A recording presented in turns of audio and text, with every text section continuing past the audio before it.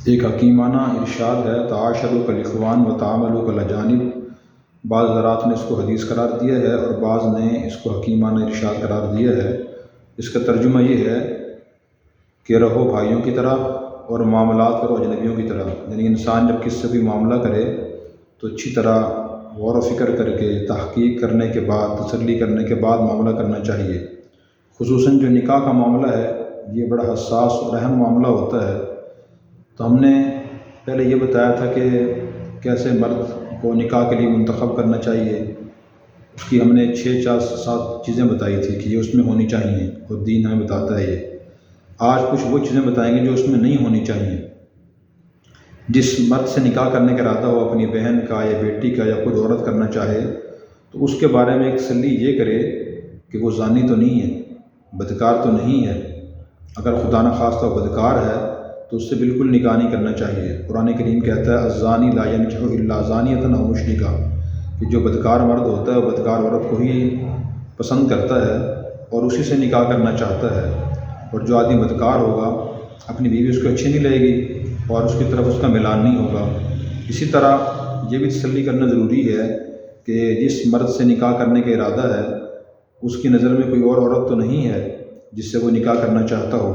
اگر اس کو پسند وہی ہو اور زبردستی یہ شرم و حیا کی وجہ سے وہ خاموش ہو کر کسی اور عورت سے نکاح کر لیتا ہے تو مشاہدہ یہ ہے کہ وہ ایسا نکاح بھی اکثر کامیاب نہیں ہوتا، بلکہ اس کا دل پہلے کی طرف ہی مائل ہوتا ہے اور بیوی کو وہ خرچے سے تنگ رکھتا ہے، پریشان کرتا ہے اور لڑائی جھگڑا کرتا رہتا ہے۔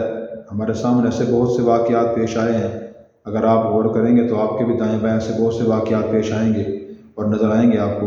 نبی کریم صلی اللہ علیہ وسلم نے ارشاد فرمایا حب الشیء یعمی و یسم، کس چیز کی محبت انسان کو اندھا بہرا بنا دیتی ہے۔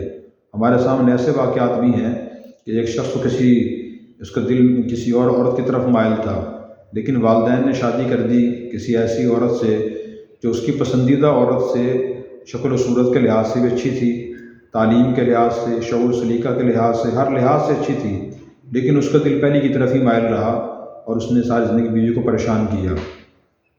اس کا خیال کرنا بھی اور تسلی کرنا بھی ضروری ہے، اور اس کا طریقہ یہ ہے کہ آدمی اس لڑکے سے یا مرد سے تنہائی میں مل لے اور تنہائی میں اس سے پوچھ لے کہیں اور آپ کا نکاح کرنے کا ارادہ تو نہیں ہے، اگر آپ نے وہاں کرنا ہو تو وہاں کر لیں۔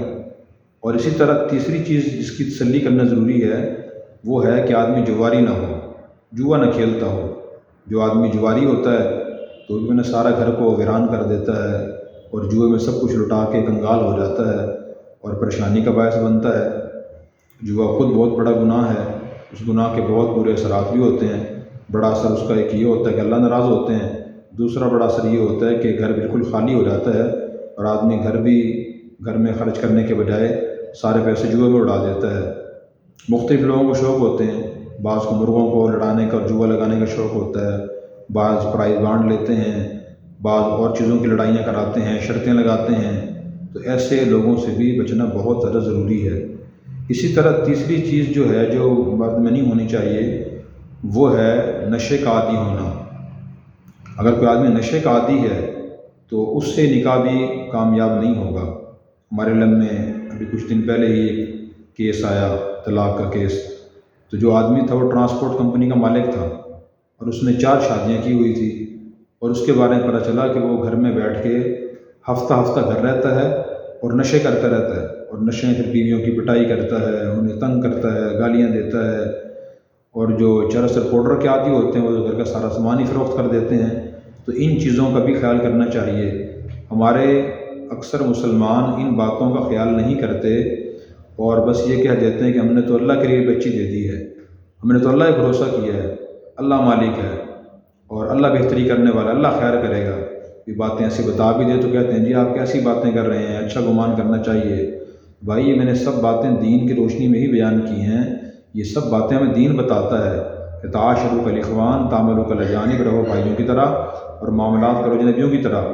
جب معاملہ کریں تو اچھی طرح دیکھ کے کریں۔ ہم جب کوئی دنیا کی چیز خریدتے ہیں تو کتنا اسے چیک کرتے ہیں، کتنا دیکھتے ہیں، پھر اس کے بعد اوکے کرتے ہیں۔ اسی طرح ہمیں جو نکاح کا ایک اہم معاملہ ہے وہ بھی سوچ سمجھ کے اور دیکھ کے کرنا چاہیے۔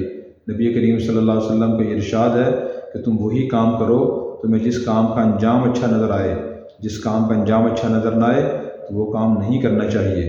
تو یہ بہت بڑی نصیحت ہے اپنی بیٹیوں سے، اپنی بہنوں سے، بڑی خیر خواہی ہمدردی ہے کہ آدمی اچھی طرح آدمی کو دیکھ کے پھر رشتہ طے کرے وہاں، اور تاکہ بعد میں افسوس نہ ہو، پہلے ہی تسلی کر لی جائے اور اس میں کوئی شرم نہ کی جائے۔ پوچھنے میں کوئی حرج نہیں ہے، کوئی حرج نہیں ہے پوچھنے میں، پوچھ کے پھر جب تسلی ہو جائے اس کے بعد رشتہ وہاں طے کیا جائے۔ اللہ ہمیں عمل کرنے کی توفیق عطا فرمائے۔